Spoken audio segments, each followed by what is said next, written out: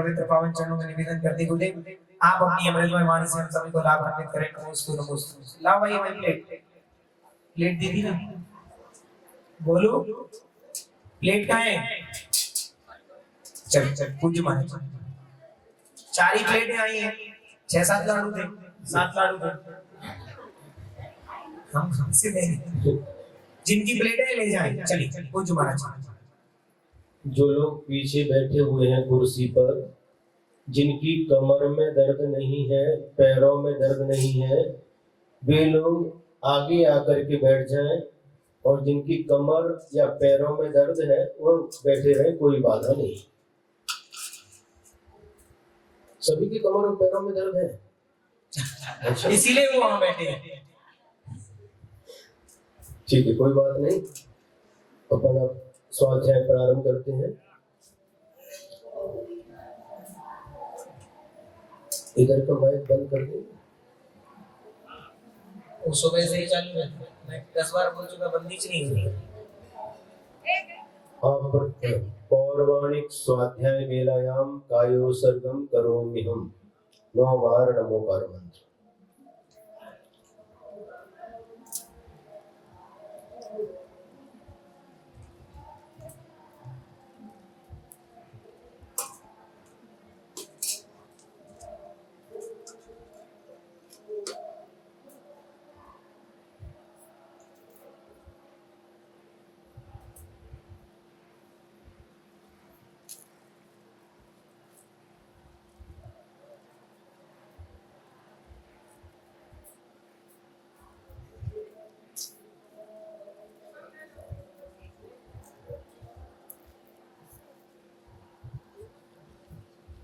नमो अरिहंताणं नमो सिद्धाणं नमो आयर्याणं नमो वज्रायाणं नमो लोये संवसाहुणं मोक्षमार्गस्य नेतारं भेतारं कर्मभोक्तां ज्ञातारं विश्वतत्त्वानां वन्दे तद्गुणलब्धये वन्दे तद्गुणलब्धये।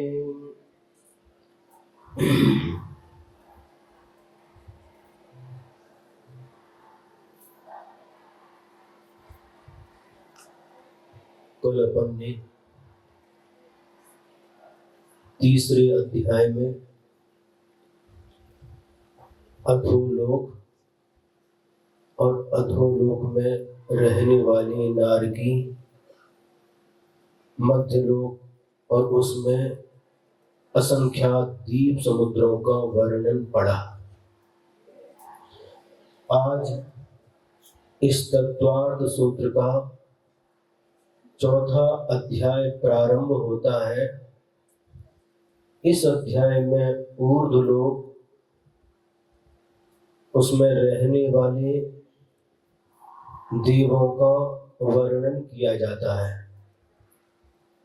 सबसे पहले देवों के कितने भेद होते हैं यह बतलाने के लिए यह पहला सूत्र 4थे अध्याय का, देवास चतुर्निकायाः। देव चतुर यानी 4, निकाय यानी समूह वाले होते हैं, अर्थात भवनवासी, व्यंतर, ज्योतिषी और वैमानिक, ये 4 समूह वाले देव होते हैं।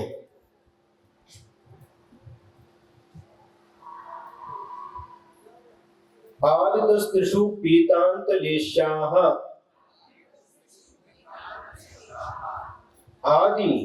आदितः मैं आदि के, त्रिषु यानी 3 निकायों में, पीतांतलेश्याः अर्थात पीत है अंत में जिसके ऐसी 4 लेस्याएं पाई जाती हैं, अर्थात कृष्ण लेस्या,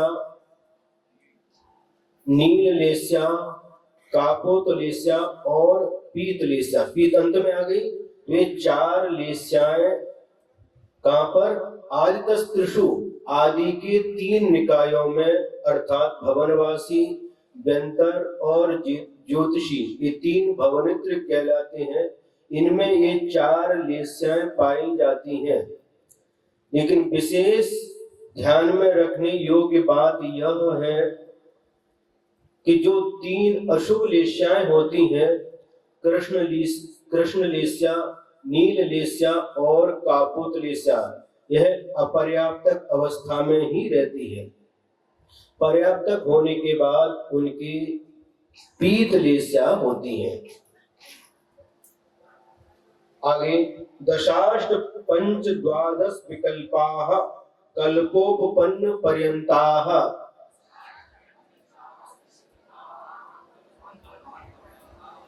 अब जो 4 निकाय देवों के बताए हैं, उसमें से सूत्र का अर्थ देखेंगे। 10 यानी 10, अष्ट यानी 8, पंच यानी 5, द्वादश यानी 12, विकल्प यानी भेद होते हैं। कहां तक होते हैं? कल्पोपपन्न पर्यंताः। कल्पोपपन्न किसे कहते हैं? जिनमें इंद्र सामानिक आदि 10 प्रकार की व्यवस्था पाई जाती है, जिन देवों में, उसे कल्प कहते हैं। और इन कल्पों में जो उत्पन्न होते हैं वह कल्पोपपन्न कहलाते हैं। ये कहां तक है? 16वें स्वर्ग तक। इसके आगे कल्पातीत कहलाते हैं, आगे के सूत्र में बताएंगे। तो इन निकायों के जो भेद बताए हैं 10, तो क्रम से लगाना। भवनवासी देवों के 10 भेद हैं, व्यंतर देवों में 8 भेद हैं, ज्योतिषी देवों में 5 भेद हैं और वैमानिक देवों में 12 यानी 12 भेद पाए जाते हैं। अब जो कल्प में उत्पन्न होते हैं, इनमें क्या व्यवस्था रहती है इंद्र आदि की, यह बताते हैं। इंद्र सामानिक त्रायस्त्रिंश पार्षदात्मरक्ष लोकपालानीक प्रकीर्ण काभियोग्य किलविषकाश्चैकशः।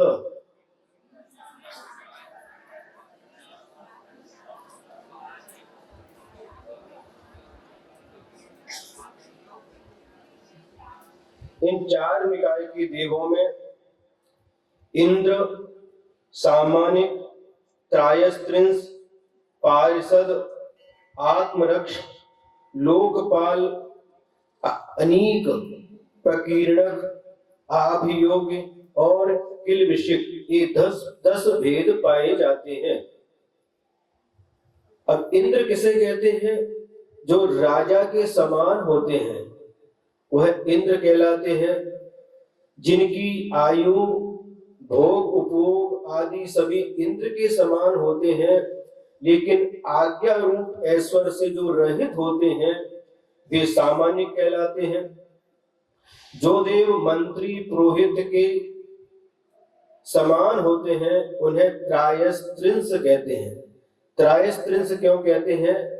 त्रायस्त्रिंश यानी 33, इनकी संख्या 33 होती है, इसलिए इनको त्रायस्त्रिंश, संस्कृत में 33 को त्रायस्त्रिंश बोलते हैं।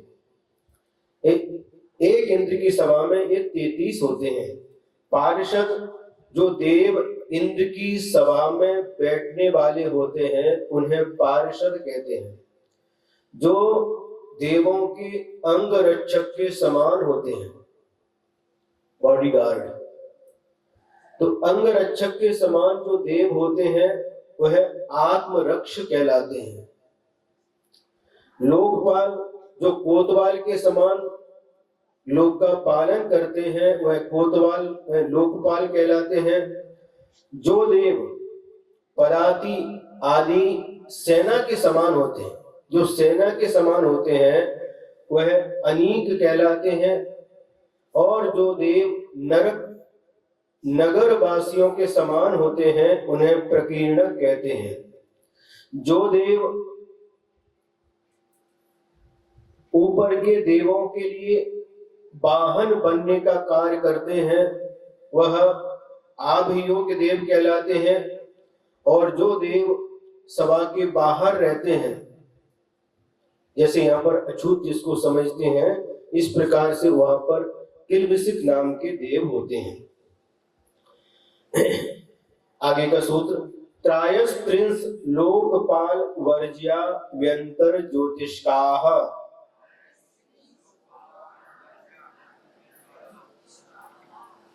व्यंतर ज्योतिष्काः, जो व्यंतर और ज्योतिष ये दो प्रकार के देव होते हैं, इनमें त्रायस्त्रिंश और लोकपाल वर्ज्या, यानी त्रायस्त्रिंश और लोकपाल से रहित होते हैं। जो 10 प्रकार की व्यवस्था बताई उसमें लोकपाल और त्रायस्त्रिंश नहीं होते, इनमें 8 ही भेद पाए जाते हैं। इनमें व्यंतर और ज्योतिषियों में पूर्वयोर द्विन्द्राः। अब जो 4 निकाय बताए हैं, इनमें पूर्व के 2, पूर्वयोः, पूर्व के 2 निकाय यानी भवनवासी और व्यंतर, इनमें द्विन्द्राः 2 इंद्र होते हैं।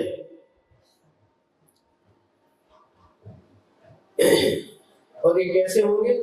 भवनवासी के जो 10 भेद बताए, व्यंतरों के जो 8 भेद बताए, इनमें प्रत्येक में 2 इंद्र होते हैं।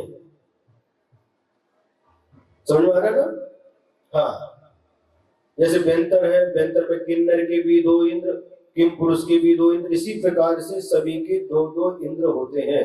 और भवनवासियों के भी इसी तरह 2 इंद्र होते हैं। तो 10 भेद है भवनवासियों के, तो 2 इंद्र हो गए, यानी 20 इंद्र होते हैं और 20 प्रतीन्द्र होते हैं। व्यंतरों के 8 भेद हैं, इनमें 2 इंद्र हो गए, तो 16 इंद्र और 16 प्रतीन्द्र होते हैं। जैसे कहते भवनालय 40, व्यंतर देवानम होंत 32, तो एक भेद बन जाते हैं। भवनवासी के 40 इंद्र और व्यंतरों के 32। अब इन देवों में जो काम सुख होता है वह किस प्रकार से होता है, यह बताते हैं। काय प्रविचारा आ ऐशानात्, यानी आ ऐशानात् माने ईशान स्वर्ग तक के देव, यानी इसके पहले आ गया, आ माने वहां तक, इसके पहले क्या क्या आया? भवनवासी, व्यंतर, ज्योतिषी, सौधर्म और ईशान, ये सभी देव मनुष्यों के समान शरीर से प्रविचार यानी काम सेवन करते हैं। शेषाः स्पर्श रूप शब्द मनः प्रविचाराः। अब जो शेष देव बचे वह स्पर्श के माध्यम से, रूप देख करके, शब्द सुन करके और मन में विचार करके प्रविचार करते हैं। यानी तीसरे और चौथे स्वर्ग के देव और देवियां आपस में एक दूसरे का स्पर्श करके 5वें, 6वें, 7वें, 8वें इन 4 स्वर्गों के देव और देवियां एक दूसरे का रूप देख करके 9वें, 10वें, 11वें, 12वें स्वर्ग के देव और देवियां एक दूसरे के शब्द सुन करके 13वें, 14वें, 15वें और 16वें स्वर्ग के देव और देवांगनाएं एक दूसरे का मन में विचार करके तृप्त हो जाते हैं। परे प्रविचाराः, और इसके परे 16 स्वर्ग तक की व्यवस्था हो गई। अब इसके आगे 16वें स्वर्ग के ऊपर जो 9 ग्रैविक है, 9 अनुदिश हैं और 5 अनुत्तर विमान हैं, यहाँ पर अप्रविचार, प्रविचार नहीं होता। जो देवियां रहती हैं वह 16वें स्वर्ग तक ही होती हैं, इनके ऊपर मात्र देव पाए जाते हैं, वहां पर देवियां नहीं होती। और ये सारे के सारे देव 16वें स्वर के ऊपर के सभी देव प्रविचार यानी काम सेवन से रहित होते हैं। अब भवनवासियों के 10 भेद बताए जाते हैं। भवनवासिनो सुर नाग विद्युत सुपर्णाग्नि वातस तनितो दधि द्वीप दिक् कुमाराः।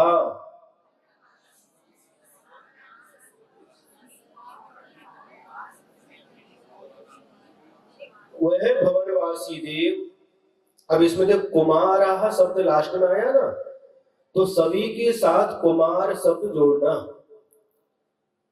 सबसे पहले असुर कुमार, बाद में नाग कुमार, विद्युत कुमार, सुपर्ण कुमार, अग्नि कुमार, वात कुमार, स्तनित कुमार, उदरी कुमार, द्वीप कुमार और दिक् कुमार। इस प्रकार से भवनवासी देवों के 10 भेद हो जाते हैं।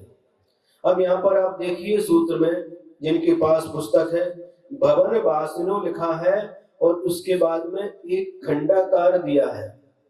जो खंडाकार है वह अ है, वहां पर अ का लोप हुआ है, इसलिए खंडाकार बनाया है। अ का लोप क्यों हुआ है? तो एक ओत परे लोप मकारम, ए और ओ के परे यदि अकार आता है, अकार सिर्फ आ नहीं, तो उस आकार का लोप हो जाता है। यहाँ पर भवनवासिनो ओ आया है, इसलिए आकार का लोप हुआ है। उसी प्रकार से पिछले सूत्र में परे प्रविचाराः लिखा है, तो वहां पर भी ए आया है, ए के बाद अ आया है, इसलिए अ का लोप हो गया। समझ में आया? व्याकरण की बात है, थोड़ा थोड़ा बीच बीच में नहीं समझ में आए फिर भी सुन सकते हैं, क्योंकि गुरु महाराज की कृपा से ये थोड़ा बहुत ज्ञान प्राप्त हुआ है। आचार्य श्री ने ही हमको,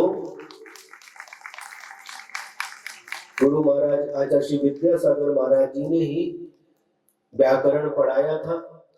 बीनावारा चातुर्मास 2007 में, विदिशा में शीतकाल में, और रामटेक चातुर्मास 2008 में गुरुदेव के माध्यम से व्याकरण का ज्ञान प्राप्त हुआ। जो कुछ भी है, ज्यादा तो अपन ज्ञानी नहीं है, कोई बड़े विद्वान नहीं है, जो कुछ भी अपनी क्षयोक्षम के माध्यम से थोड़ा बहुत प्राप्त हुआ है, वह सब पूज्य गुरु महाराज आचार्य श्री विद्यासागर महाराज जी की कृपा से ही प्राप्त हुआ है।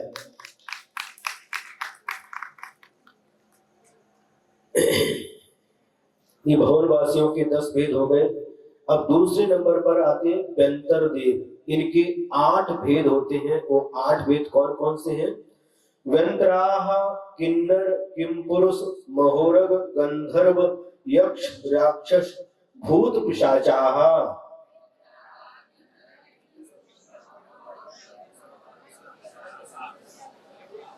तो ये व्यंतर देवों के भेद बतलाए हैं। किन्नर किमपुरुष महोरग गंधर्व यक्ष राक्षस भूत और पिशाच, ये 8 भेद व्यंतर जाति के देवों के होते हैं। कई लोग आकर के पूछते हैं, महाराज भूत होते हैं क्या? क्या पूछते हैं? भूत होते हैं क्या? हाँ, अवश्य होते हैं। यह व्यंतर जाति के देवों का एक भेद है, भूत। लेकिन जो परिकल्पना की जाती है आज भूत की, जिसके पैर पीछे की तरफ हैं, हाथ पूरा शरीर विकृत हुआ है, हाथ ऐसे हैं, उल्टे हैं, टेढ़े हैं, इस प्रकार की जो कल्पना की जाती है, यह बिल्कुल गलत है। क्योंकि शास्त्रों में लिखा है, चारों निकाय के देव, इनका शरीर का आकार समचतुरस संस्थान होता है, सभी सुंदर आकार को लिए हुए होते हैं। ये जो परिकल्पना है, ये बिल्कुल गलत है। फिर दूसरे प्रश्न पूछते, महाराज ये भूत की बाधा, भूत पीछे लग जाते हैं, परेशान करते हैं क्या? हाँ, यदि आपने भूतकाल में उनको परेशान किया है, उन जीवों को परेशान किया, मरण करके भूत बन गए, तो जरूर आपको परेशान करते हैं। यदि आपका उनके साथ कोई बैर भाव नहीं है तो कभी भी परेशान नहीं करते। क्या सिर्फ परेशान करते हैं, दुख देते हैं या सुख भी देते हैं? हाँ, सुख भी देते हैं। दुख को दूर करने में भी निमित्त बन जाते हैं। यदि आपका पुण्य कर्म का योग है और उनके साथ पुरानी कोई मित्रता है, आपने पिछले जीवन में उनके दुखों को दूर किया है, तो निश्चित रूप से आपके दुखों को दूर करने में भी वह निमित्त बन जाते हैं। लेकिन कब? जब आपका पुण्य का उदय हो तो। सुनने में आ रहा है? हाँ। तो ये सारे के सारे देव, भवनवासी देव, व्यंतर देव और ज्योतिषी देव, ये भवनित्र के देव जन्म के समय नियम से मिथ्यात्व के साथ ही इनका जन्म होता है। जन्म के समय नियम से ये मिथ्या दृष्टि रहते हैं, लेकिन इसके बाद यह सम्यक दर्शन धारण कर सकते हैं। सम्यक दर्शन को प्राप्त करके ये भी सम्यक दृष्टि बन सकते हैं। तो व्यंतर देवों के भेद आपने सुने। अब इसके बाद में ज्योतिषी देवों के 5 भेद कौन कौन से हैं? ज्योतिष्काः सूर्य चंद्रमसौ ग्रह नक्षत्र प्रकीर्णक तारकाश्च।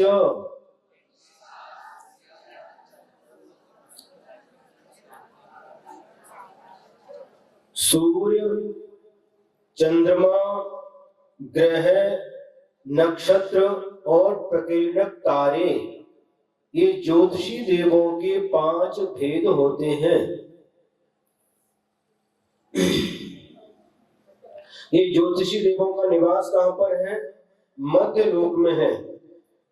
इस जो समतल धरती है, यहां से लेकर के 790 योजन ऊपर जाकर के इन ज्योतिषी मंडल का जो निवास है, 900 योजन तक धरती से 790 योजन से लेकर के 900 योजन तक इनका निवास स्थान होता है। अर्थात 110 हो गए ना? 110 योजन की पट्टी में ही इन ज्योतिषी देवों का निवास होता है। अभी क्या करते हैं? मेरु प्रदक्षिणा नित्य गतियो निर्लोके।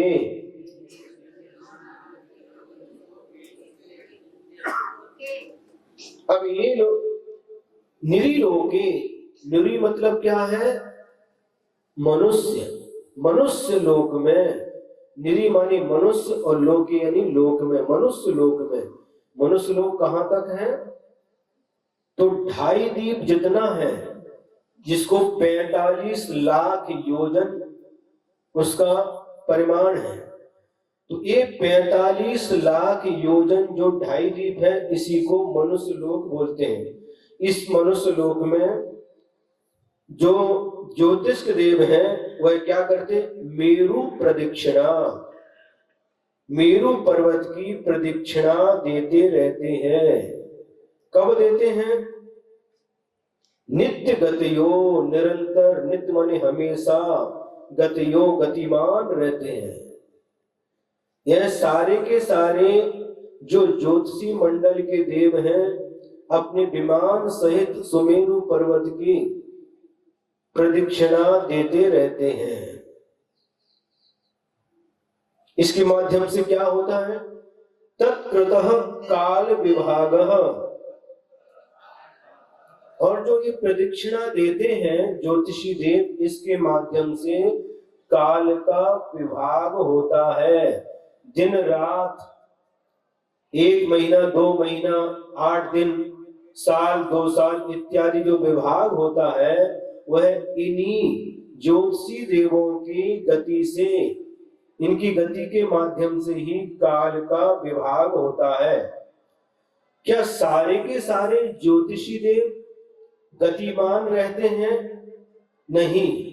मात्र मनुष्य लोक में 2.5 द्वीप में ही जो ज्योतिषी देव हैं वह भ्रमण करते हैं, गतिशील होते हैं। और 2.5 द्वीप के बाहर के जो ज्योतिषी देव हैं वह क्या कैसे हैं? तो आगे का सूत्र है बहिरवस्थिताः, माने 2.5 द्वीप के बाहर, मनुष्य लोक के बाहर जो ज्योतिषी देव हैं वह अवस्थिताः यानी अवस्थित है, स्थिर है, वह गतिमान नहीं है, स्थिर है। अब यहां तक यह वर्णन हुआ। अब इसके बाद में वैमानिक देवों का वर्णन प्रारंभ होता है। वैमानिकाः, जो विमान में रहते हैं उसे वैमानिक कहते हैं। विमानवासी कहो, वैमानिक कहो, है? ये दोनों एक ही है। विमान शब्द से वैमानिक शब्द बना है। विमान में इकड़ प्रत्यय जोड़ देने से वैमानिक शब्द बन गया। यहाँ पर विमान में पहला स्वर क्या है? ई है, और अंतिम स्वर न में अ है। तो पहले स्वर में वृद्धि होती है, अंतिम स्वर का लोप हो जाता है। तो ई की वृद्धि ऐ हो गई, और अंतिम स्वर न में अ है, उसका लोप हो गया। इकड़ प्रत्यय का एक उसमें जुड़ गया, तो वैमानिक शब्द बन गया। ये विमान में रहने वाले सभी देव वैमानिक कहलाते हैं। अब इनके कितने भेद होते हैं? तो कल्पोपन्नाः कल्पातीताश्च। इन वैमानिक देवों के 2 भेद होते हैं, कल्पोपन्न और कल्पातीत। पहले सूत्र में बताया था, जहां पर इंद्र सामानिक आदि व्यवस्था होती है वह कल्पोपन्न कहलाते हैं। उनमें उत्पन्न होने वाले देव कल्पोपन्न कहलाते हैं। ये कहां तक होते हैं? ये 16वें स्वर्ग तक होते हैं, और 16वें स्वर्ग के ऊपर इंद्र सामानिक आदि व्यवस्था नहीं पाई जाती, वहां पर सभी अहम इंद्र होते हैं, इसलिए उनको कल्पातीत कहते हैं।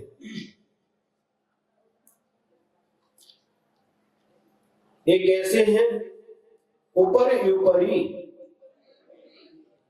ऊपर ऊपर है।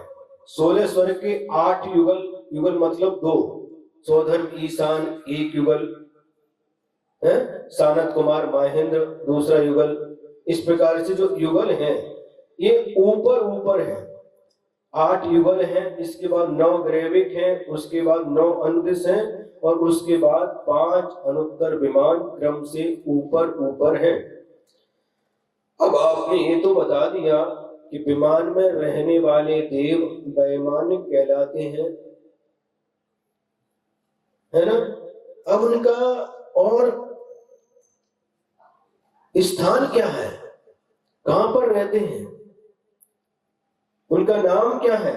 तो सौधर्मईशान सानत कुमार महेंद्र ब्रह्म ब्रह्मोत्तर लांतव कापिष्ठ शुक्र महाशुक्र सतार सहस्रा रेश्वानत प्राण तयोरार्णा च्युतियोर नवशु ग्रैवीयकेषु विजय वैजयंत जयंता पराजितेषु सर्वार्थ सिद्धौ च।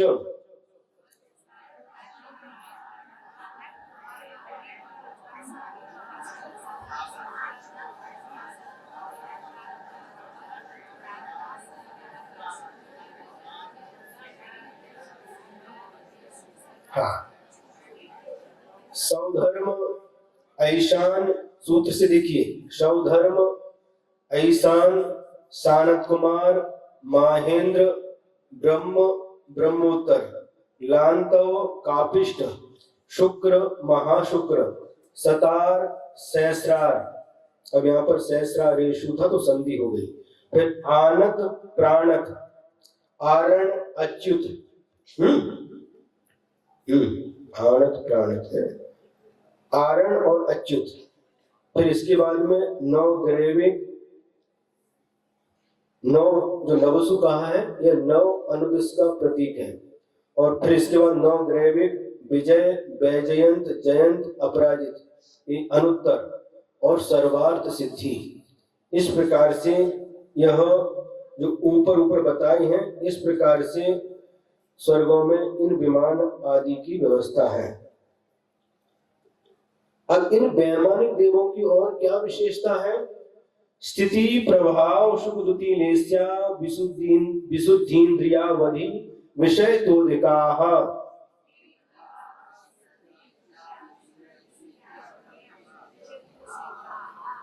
इन स्वर्ग में रहने वाले वैमानिक देव, इनकी क्या है? स्थिति, प्रभाव, सुख, द्युति, लेस्या की विशुद्धि और इंद्रिय सुख और अवधि ज्ञान, इन सब की अपेक्षा से ये कैसे हैं? ऊपर ऊपर के विमानों में अधिक अधिक होते गए हैं। अब स्थिति किसे कहते हैं? आयु को स्थिति कहते हैं। नीचे नीचे के देवों की अपेक्षा से ऊपर ऊपर के देवों की आयु अधिक है। प्रभाव, शापानुग्रह शक्ति प्रभाव, शाप देने की और अनुग्रह करने की जो सामर्थ्य है उसका नाम प्रभाव होता है। यह भी नीचे के देवों की अपेक्षा से ऊपर ऊपर के देवों में अधिक अधिक होता जाता है। सुख, सुख तो सभी को पता है, इंद्रिय सुख, इंद्रियों के विषयों का सुख, वह भी ऊपर के देवों में अधिक अधिक होता जाता है। द्युति मतलब कांति। किसकी कांति? शरीर की कांति, वस्त्रों की कांति और आभूषणों की कांति, यह भी ऊपर ऊपर बढ़ती चली जाती, अधिक होती जाती है। लेश्या विशुद्धि, 6 लेश्या बताई हैं, तो अशुभ लेश्या तो यहाँ पर होती नहीं। जो पीठ पर और सुख लेश्या है उनकी विशुद्धि अधिक बढ़ती जाती है। और इंद्रिय सुख भी आगे आगे अधिक अधिक बढ़ता जाता है और अवधि ज्ञान का विषय भी अधिक अधिक होता जाता है। अब इसके बाद में ये तो बढ़ता जाता है, क्या कुछ घटता भी है? हाँ, क्या घटता है यह बताने के लिए सूत्र नंबर 21, गति शरीर परिग्रहाभिमानतो हीनः, हीन नहीं हीनाः बहुवचन, गति शरीर परिग्रह और अभिमान, यह ऊपर ऊपर हीनाः हीन होता जाता है, घटता जाता है। गति का मतलब क्या है? एक स्थान से दूसरे स्थान पर पहुंचने के लिए जो क्रिया होती है उसका नाम गति है। ऊपर ऊपर के देव गति कम करते हैं, बड़े लोग गति कम करते, भागदौड़ कम करते हैं। शरीर और शरीर की अवगाहना भी ऊपर ऊपर कम होती जाती है। सौधर्म ईशान स्वर्ग में शरीर की ऊंचाई अवगाहना 7 हाथ है और ये घटते घटते घटते घटते सर्वार्थ सिद्धि के देवों में, अनुत्तर विमान में रहने वाले जो देव हैं उनकी मात्र 1 हाथ की अवगाहना रह जाती है। तो शरीर भी घटता जाता है और परिग्रह भी घटता घटता जाता है। जो नीचे के देवों में जो परिग्रह है वह ऊपर के देवों में उससे कम होता जाता है। सुना है कि नहीं? यहाँ पर जितना ज्यादा परिग्रह है यहाँ पर उल्टा होता है। क्यों? तम सवालो, यहाँ पर उल्टा होता है। जितना ज्यादा परिग्रह उतना ज्यादा बड़ी समझी जाती है, लेकिन स्वर्ग में जितना परिग्रह कम होता जाता है। परिग्रह अधिक भी रहे लेकिन उसके प्रति मूर्छा भाव नहीं रहना चाहिए, आसक्ति नहीं रहना चाहिए। इस परिग्रह की 3 ही गति होती है, परिग्रह धन आदि की, या तो इसका दान करो या भोग करो, नहीं तो अंत में नाश होने वाला है।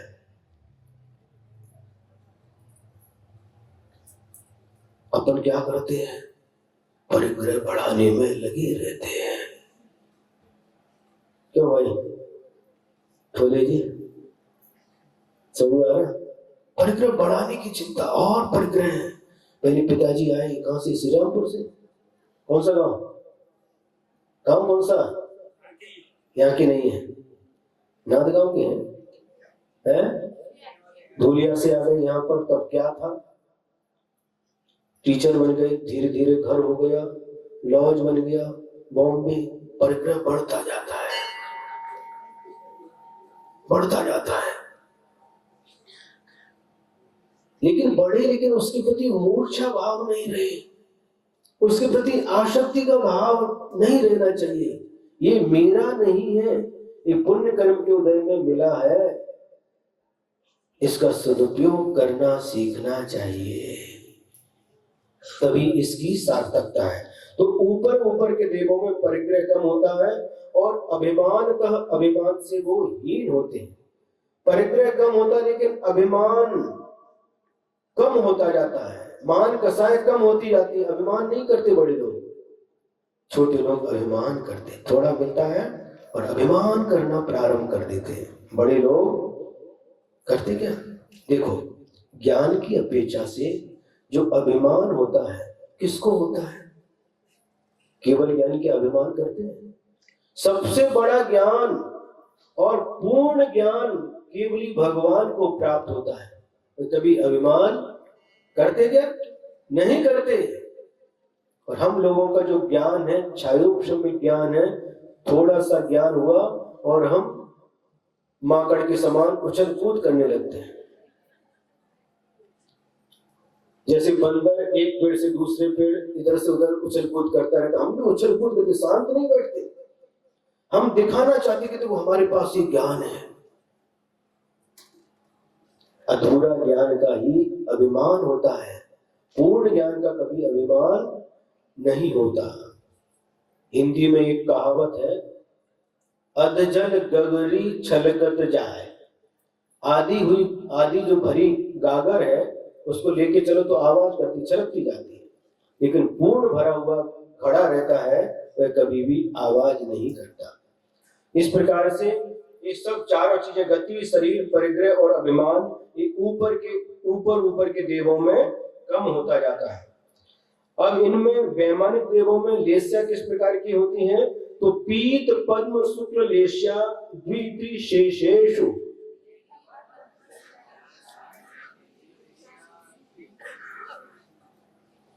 तो कैसे लगाना है इसको? पीत लेस्या, पद्म लेस्या और शुक्ल लेस्या, द्वि यानी 2 युगलों में, त्रि यानी 3 युगलों में, और शेष समस्त विमानों में क्रम से ये लेस्या होती है। देखिए ध्यान से, पहले और दूसरे स्वर्ग में पीत लेस्या, तीसरे और चौथे स्वर्ग में पीत और पद्म लेस्या, 5वें, 6वें, 7वें, 8वें स्वर्ग में पद्म लेस्या, 9वें, 10वें, 11वें, 12वें स्वर्ग में पद्म लेस्या और शुक्ल लेस्या, और बाकी के जितने विमान बचे उनमें रहने वाले देवों की शुक्ल लेस्या होती है। 9 अनुदिश और अनुत्तर, इनमें रहने वाले जो देव हैं उनकी परम शुक्ल लेस्या कही जाती है।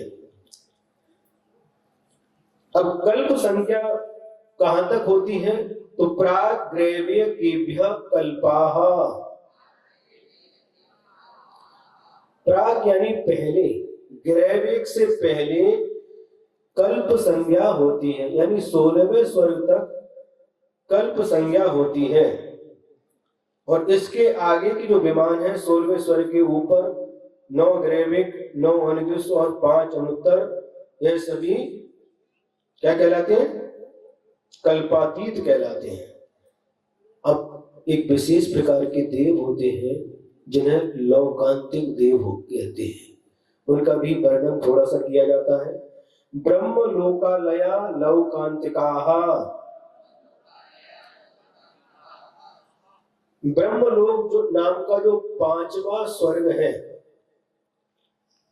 है ना, तो वही है आलय जिनका, ब्रह्मलोक आलय। ब्रह्म लोक ही जिनका आलय है, आलय मतलब क्या होता है? रहने का स्थान, जिनालय, जिनेंद्र भगवान के रहने का स्थान, पुस्तकालय, पुस्तक रखने का स्थान। इसी प्रकार से यहाँ पर क्या कहा? लोक आलय, ब्रह्म लोक आलय, ब्रह्म लोक ही जिनके रहने का स्थान है, ऐसे लोकांतिक देव। लोकांतिक भी कैसे बना? लोक और अंतिक शब्द, माने जिनके लोक का अंत होने वाला है, लोक यानी संसार, वह लोकांतिक कहलाते हैं। इनकी विशेषता होती है,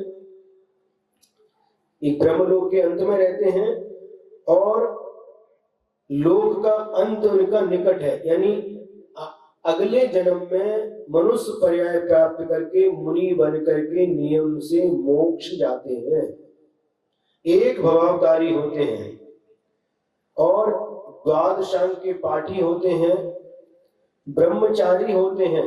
ये 5वें स्वर्ग में है, लेकिन फिर भी यहाँ पर देवियां नहीं होती, ये ब्रह्मचारी होते हैं, इसलिए इन्हें देवर्षि कहते हैं। देवों में भी जो ऋषि के समान रहते हैं, इसलिए इनको देवर्षि कहते हैं। और धरती पर कभी नहीं आते।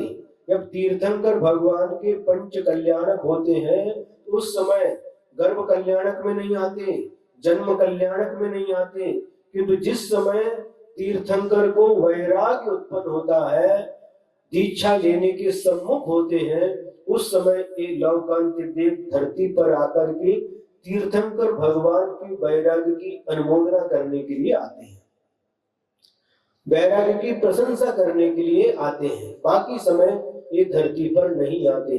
और गुरुदेव आचार्य श्री विद्यासागर महाराज जी के मुख से सुना था, जो भी लोकांतिक देव बनते हैं वह पूर्व भाव में नियम से मुनि ही रहते हैं, और सामान्य मुनि नहीं, ऐसे मुनि महाराज जो निरंतर 12 भावनाओं का चिंतन करते हैं, 12 अनुप्रेक्षाओं के चिंतन में ही अपना अधिक समय बिताते हैं, ऐसे विशेष मुनि महाराज मरण करके इन लोकांतिक देवों में उनका जन्म होता है और अगले ही पुनः मनुष्य बन करके, मुनि बन करके उसी भव से मोक्ष जाते हैं। और यह भी निरंतर 12 भावनाओं के चिंतन में अपना अधिक समय व्यतीत करते हैं। अब इन लोकांतिक देवों के नाम क्या हैं? तो सारस्वतादित्य, वन्यरुण, गर्दतोय, तुषिता, व्याबाधा, रिष्टाश्च।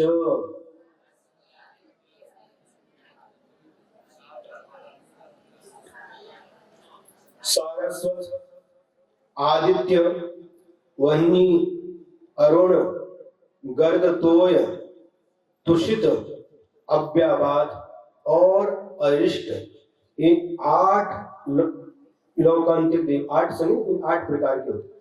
ये ब्रह्मलोक का दिशाओं और विदिशाओं में ये रहते हैं। ये 8 प्रकार के लोकांतिक हो गए।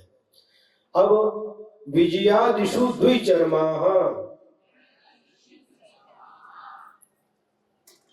विजय, वैजयंत और जयंत और अपराजित और 9 अनिर्दिष्ट विमान के रहने वाले अहमिंद्र द्विचर्माः, 2 चरम वाले होते। चरम का मतलब शरीर,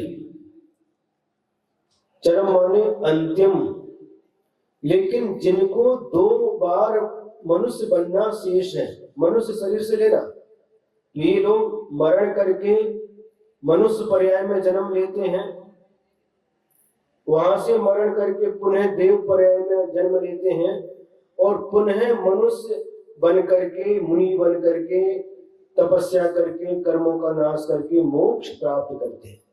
इनको कहते हैं द्विचर्मा।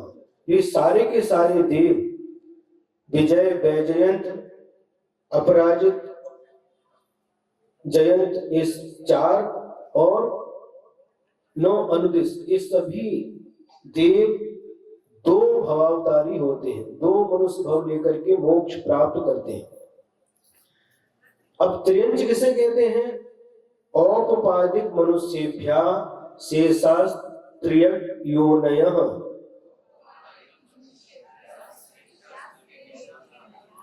जो औपचारिक जन्म वाले होते हैं।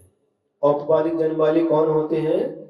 देव और नारकी और मनुष्येभ्य और मनुष्यों को छोड़ करके शेषाः शेष जितने भी जीव बचे वह सब त्रयक योनयः त्रयक योनि वाले कहलाते हैं, त्रयंच कहलाते हैं। समझ में आ गया? औपचारिक जन्म वाले देव नारकी और मनुष्यों को छोड़ करके जितने भी जीव हैं संसार में, एक इंद्री से लेकर के पंचेंद्री तक के जो भी दिखाई देते वो सभी त्रयंच कहलाते हैं। अब आयु का वर्णन प्रारंभ होता है। कौन से देवों की कितनी आयु होती है? तो सबसे पहले क्रम आता है भवनवासी देवों का। तो इनकी उत्कृष्ट आयु कितनी होती है यह बताने के लिए सूत्र नंबर 28 आचार्य उमा स्वामी महाराज कहते हैं, स्थिति रसुर नाग सुपर्ण द्वीप शेषाणाम सागरोपम त्रिपल्योपमार्ग हीन मिताः।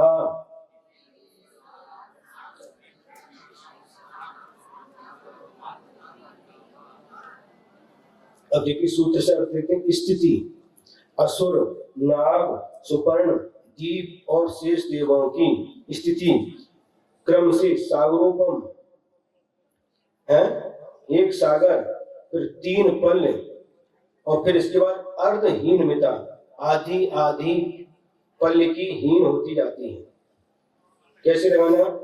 भवन वासियों में असुर कुमार जाति के जो देव हैं उनकी उत्कृष्ट आयु 1 सागर की, फिर नाग लिखा तो नाग कुमार के देवों की उत्कृष्ट आयु 3 पल्य की, फिर इसके बाद में सुपर्ण आया तो सुपर्ण कुमार जाति के देवों की उत्कृष्ट आयु आधा कम कर दो तो 2.5 पल्य की, फिर इसके बाद में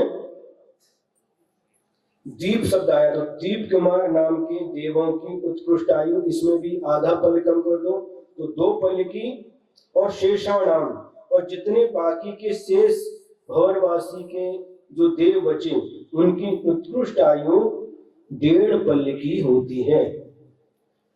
अब वैमानिक देवों की उत्कृष्ट आयु कितनी होती है? सौधर्मई शानियोः सागरोपमे अधिके। सौधर्म ऐशानियोः मानी सौधर्म और ईशान स्वर्ग के देवों की उत्कृष्ट आयु सागरोपमे, ये द्विवचन का शब्द है, यानी 2 सागर, अधिके यानी कुछ अधिक। क्या अर्थ निकला? सौधर्म और ईशान स्वर्ग के देवों की उत्कृष्ट आयु कुछ अधिक 2 सागर की होती है। सामान्य से तो 2 सागर की होती है, लेकिन घातायुष की अपेक्षा से कुछ अधिक लगाते हैं। घातायुष का मतलब क्या है? जिन जीवों ने पहले ऊपर के देवों की आयु का बंद किया, बाद में उस आयु का घात करके नीचे के स्वर्ग में जन्म लिया, तो उनको कुछ अधिक आयु मिलती है, शायद आधा सागर अधिक। तो वह घातायुष की अपेक्षा से वह अधिक आयु प्राप्त होती है, सामान्य से 2 सागर। सानत कुमार माहेंद्रियोः सप्त, जो तीसरे और स्वर्ग के देव हैं सानत कुमार और माहेंद्र, स्वर्ग में रहने वाले देवों की उत्कृष्ट आयु कुछ अधिक 7 सागर होती है। त्रिसप्त नवैकादश त्रयोदश पंचदशभिरधिकानि तु।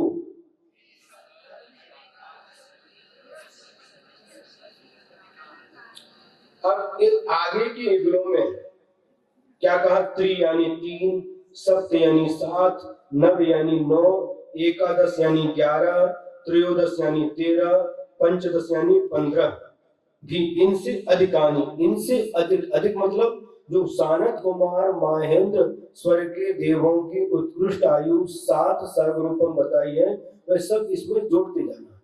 कैसे जोड़ना? सबसे पहले का त्रि और ऊपर 7 लिखा है, 7 में 3 जोड़ो, कितने हो गए हैं? तो ब्रह्म और ब्रह्मोत्तर स्वर्ग में रहने वाले देवों की उत्कृष्ट आयु 10 सागर कुछ अधिक। फिर इसके बाद में सप्त शब्द आया, सप्त में सप्त जोड़ो तो 14। लांतव और कापिट स्वर्ग में रहने वाले देवों की उत्कृष्ट आयु 14 सागर कुछ अधिक। फिर शुक्र महाशुक्र स्वर्ग में 9 सात में जोड़ दो, 7 और 9 16। उत्कृष्ट आयु इनकी 16 सागर से कुछ अधिक। फिर एकादश 11 में 7 जोड़ो तो 18। यानी सतार और सहस्रार स्वर्ग में रहने वाले देवों की उत्कृष्ट आयु 18 सागर से कुछ अधिक होती है। फिर त्रयोदश 13 में 7 जोड़ दो 20। आनत और प्राणत स्वर्ग में 20 सागर। यहां अधिक नहीं लेना। क्यों नहीं लेना? क्योंकि घातिस आयु वाले जो होते हैं उनका जन्म 12वें स्वर्ग तक ही होता है। तो आनत और प्राणत स्वर्ग में 20 सागर की उत्कृष्ट आयु पाई जाती है। और इसके बाद में पंचदश और 7 15 और 7 22। आरण और अच्युत यानी 15वें और 16वें स्वर्ग में रहने वाले देवों की उत्कृष्ट आयु 22 सागर की होती है। अब इसके बाद आरणाच्युता दूर्ध में कई केन नवशु ग्रैवीयकेषु विजयादिषु सर्वार्थ सिद्धौ च।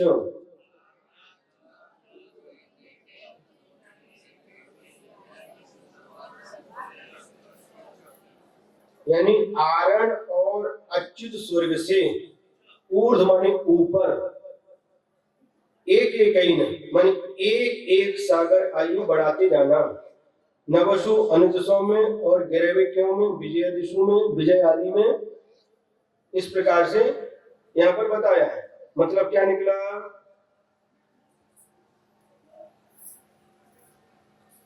तो 22 सागर तक हो गई थी आयु। 16वें स्वर्ग की आयु कितनी? 22 सागर।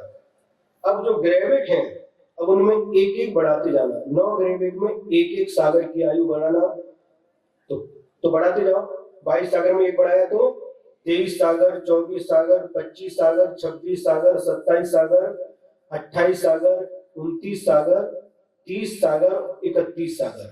इन 9वें ग्रैविक की आयु 31 सागर तक हो गई।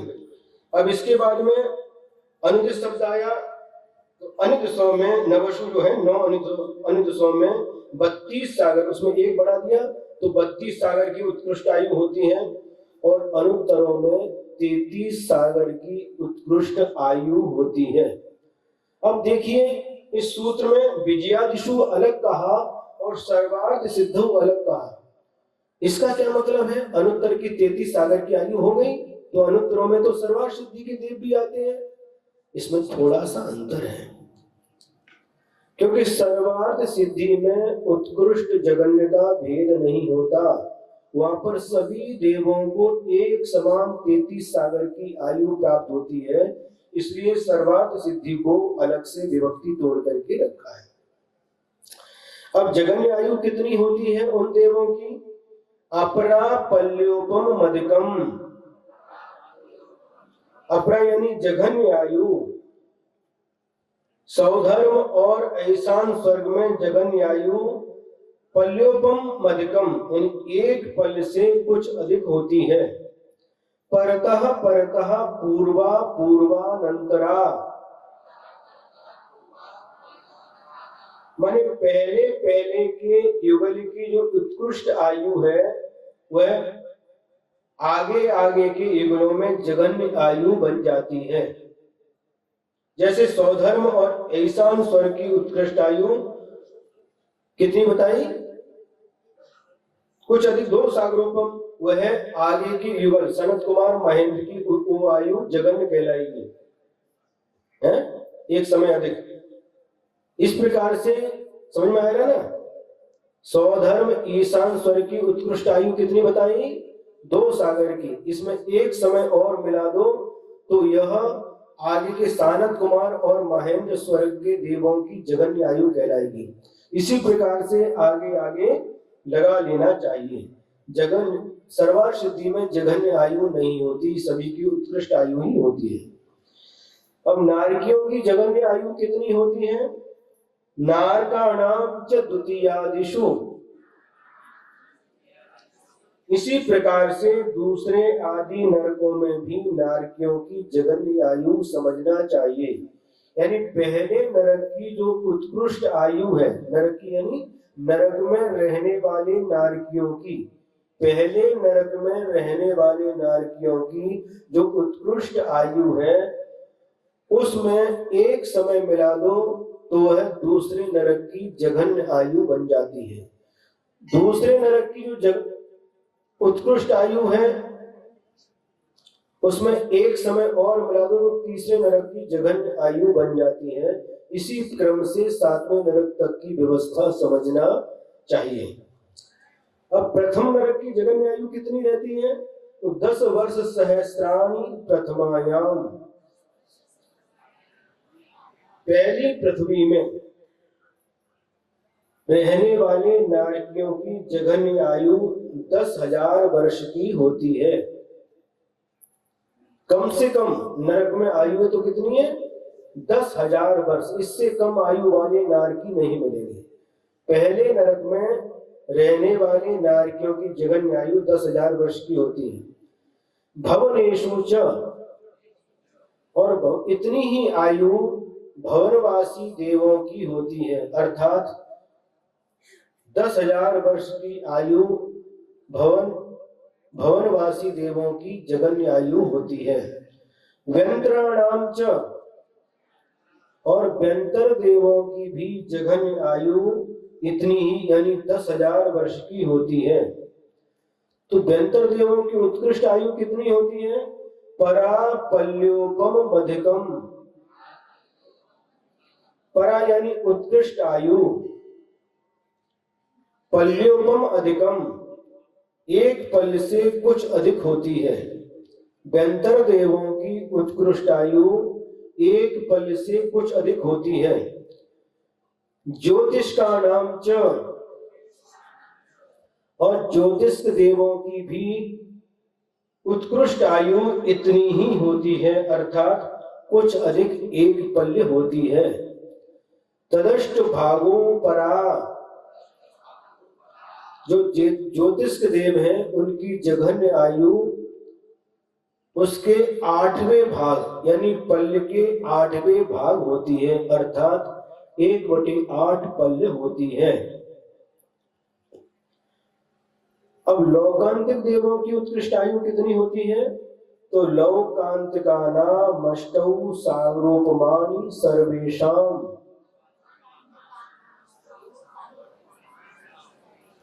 सर्वेषाम सभी लौकांतिक देवों की जघन्य और उत्कृष्ट आयु कितनी?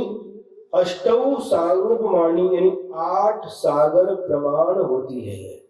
यहाँ पर भी जघन्य और उत्कृष्ट इस प्रकार से अलग अलग भेद नहीं किया है। जितने भी लौकांतिक देव होते हैं सभी की उत्कृष्ट आयु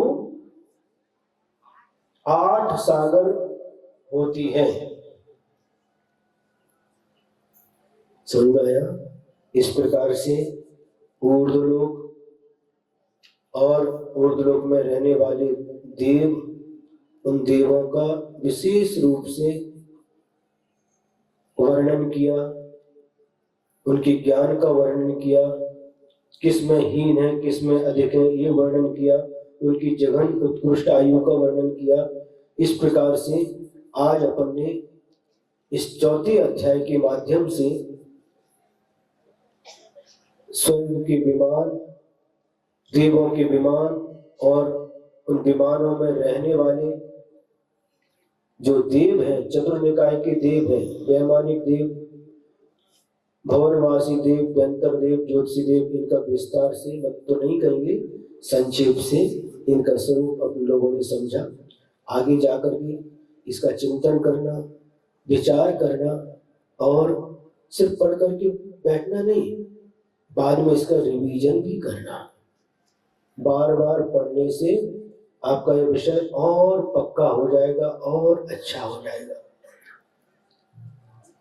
बोधि यदर्थ मात्रा पदवाक्यहीनम मया प्रमादाद् यदि किंचनोक्तम तन्मे क्षमित्वा विदधातु देवी सरस्वती केवलबोधिलब्धिं बोधिः समाधिः परिणामशुद्धिः स्वात्मोपलब्धिः शिवसौख्यसिद्धिः चिन्तामणिं चिन्तितवस्तुदाने त्वां वन्द्यमानस्य ममास्तु देवी त्वां वन्द्यमानस्य ममास्तु देवी।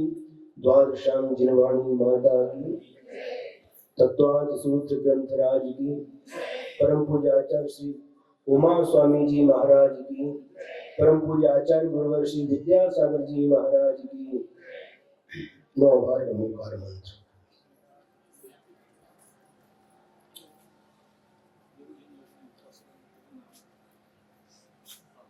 चालू है, उनके भी नाम सुनेंगे तो उनका सत्कार कर लेंगे बाद में।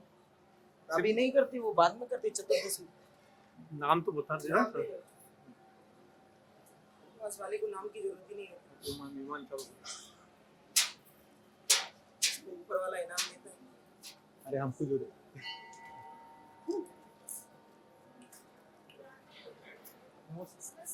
नमस्ते।